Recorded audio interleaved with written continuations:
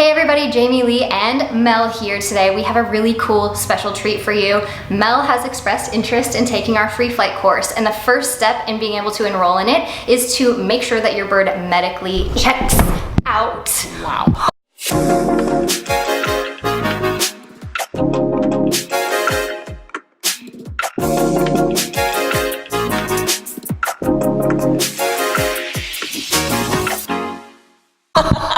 We almost lost our camera. Not a good spot. So here we have, this is Fit. Fit is macaw. What we find with macaw, blue gold macaws and these larger macaws is they tend to develop a fear of being handled in the vet clinic. These are species which I find when they've had some difficult experiences or bad experiences, those experiences build, so they can get quite stressed. So in order to minimise Fit's distress, what we've done is we've just given him a little sedative, make him nice and quiet and calm. The particular sedative I've used is called, has an anxiolytic in it, which does tend to take away their memory of the event, so it gives them helps them in terms of when they come back again, such they haven't really remembered what happened the last time. So he's just dopey. I've just got him sedated enough so that I can handle him without that sort of stress. So what we're looking for, we're looking at sort of feather quality, feeling over his body for body condition, having a look sort of, you saw me had a look in his mouth. We're looking for any abnormalities, any discharge, any changes that sort of suggest there's any kind of illness going on. The whole time I'm looking for any sort of other symptoms or signs, effective, how he moves, all these sort of things I'm looking at. Even just looking at sort of any bald patches or poor feather quality under his wings, all that kind of thing is significant. Fit is in very good condition. We feel the body condition by the muscle mass, but also by fat around the body, because the big chest muscle mass is the big muscle that was the first to what we call atrophy, which means that it kind of shrinks when they're requiring extra nutrition. So if they're not eating very well and they're sickly, they'll get, this muscle will start to shrink as a result. They'll take the protein and energy and stuff out of that muscle first. So you'll see it there first. But it's only part of what we use for condition scoring, because they store fat around different parts of their body as well. So he's in very good condition. His feathers are really good. He's had a knock on his head, but it doesn't look like it's caused any significant injury, but it has pulled some of the feathers out. He's certainly bright and alert, and will, even considering we've got the sedation on board. He's got no discharge. He is a bird that does get allergies.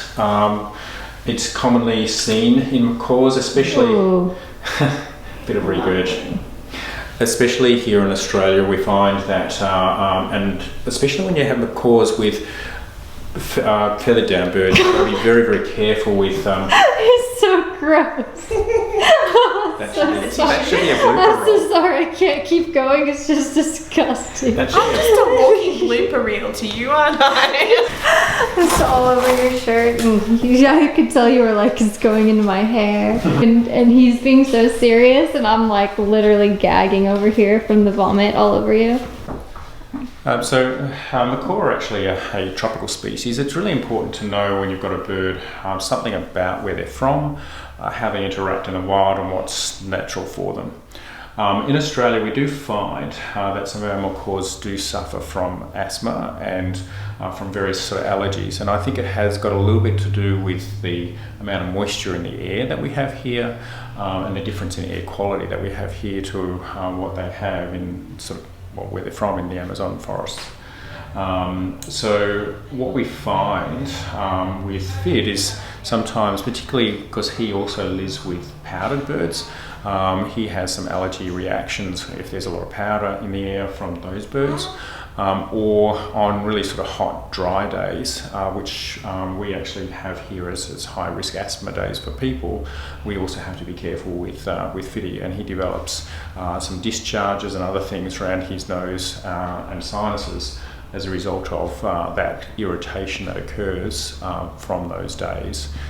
So it's really important to try and minimise that, because it has been shown that the cause that are constantly stimulated with this can actually get changes in their sinuses and things that can be sort of permanent. This shouldn't be a problem for his flight at all. My concern only with Fiddy's flight is he tends to be a fairly anxious kind of bird, and he's easily sort of spooked.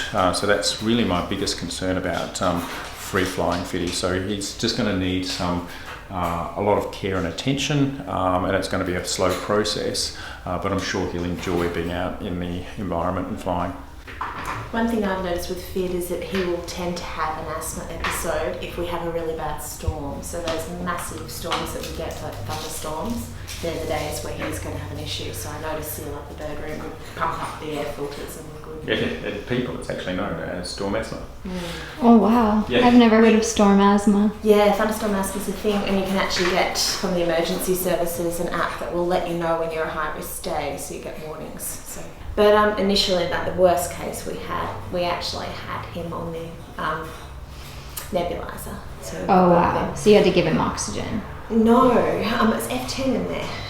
Really? Yeah. So it's using this travel cage, you cover it over with a towel to keep the steam in, and it pumps the steam through, and it just helps loosen and really dilute the snot so he can breathe again. Same as like with a human, you'd use Ventolin. A break.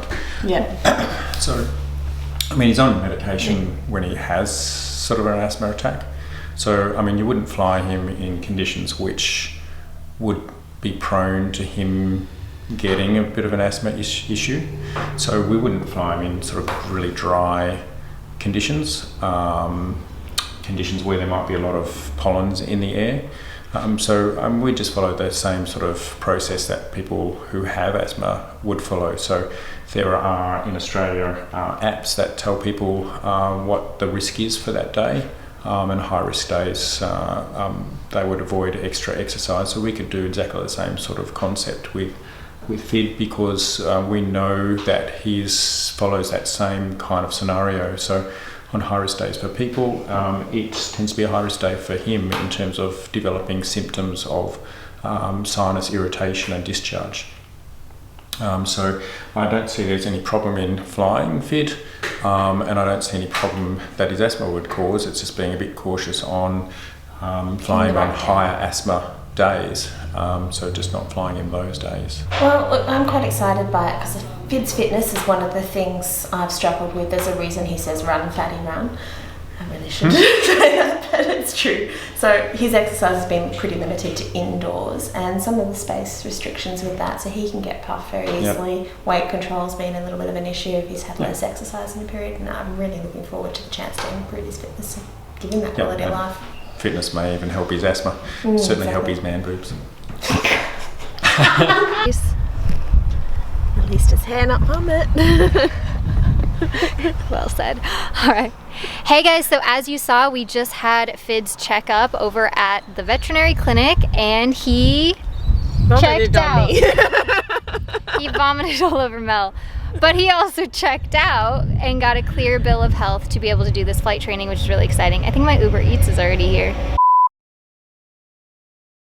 Alright guys, so as you saw, we just finished up with Fid's veterinary appointment to make sure that he medically checked out in order to go and enroll into our free flight course, in which he did, which is very exciting. Yeah. One of the things that was new for me is that he actually has asthma, so we haven't had a free flight student who has asthma, and I wasn't really sure how to interpret it and what that meant for his flight training, but lo and behold, we still get to do it. Yeah. So how are you feeling? Did you expect him to check out okay? Yeah, I did, and I thought, I expected the vet to be happy about it because it will improve his fitness, it will improve his overall health, and maybe even his asthma, so it could be quite good. Yeah, that was news to me. I absolutely love that idea that it would improve his asthma, so I'm very excited to give you guys an update later in time when Fid has gone through some of the training, and we can do kind of a before and after and see how it changed his health. Man boobs, no man boobs. Exactly. It is. God, what is it with us and bloopers? I don't know.